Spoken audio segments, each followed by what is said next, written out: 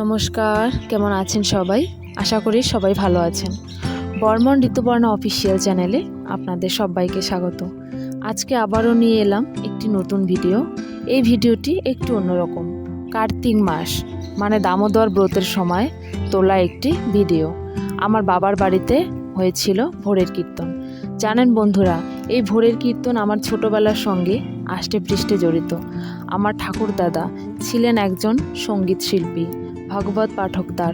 তিনি যেমন হারমোনিয়ামে সুর তুলতেন, তেমনি গলায় মধু ছড়াতেন, তেমনি আবার খোল বাজাতেও পারতেন। আমার ঠাকুরদাদা মারা গিয়েছে আজ প্রায় 5 বছর হতে চলল। তবুও মানুষের মুখে মুখে ওনার গুণকীর্তন শোনা যায়। সত্যি মানুষটা অলরাউন্ডার ছিলেন। সবাইকে নিয়ে নিজের বাড়ির মন্দিরের দালানে কীর্তন করতেন। আমার মা ও কাকিমাদেরও এই কীর্তন গান শিখিয়েছিলেন।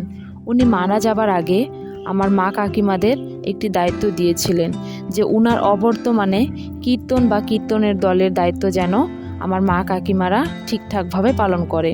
তাই আমার মা কাকিমারা যেমনই পারে মানে তাদের সামর্থ্য অনুযায়ী এই দায়িত্ব পালন করে থাকে। ভোরের কীর্তন থেকে অষ্টপ্রহর, বাড়িতে ভোগরাগ সব রকম নিয়ম পালন করে।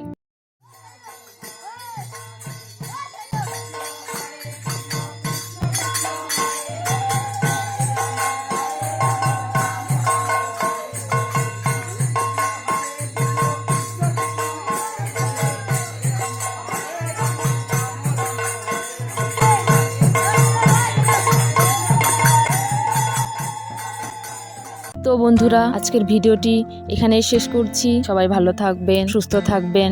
দেখা হবে আবারও কোনো এক নতুন ভিডিওতে। এই ভিডিওটি আপনাদের কেমন লাগলো অবশ্যই কমেন্ট করে জানাবেন। আর হ্যাঁ, লাইক শেয়ার দিতে ভুলবেন না যেন।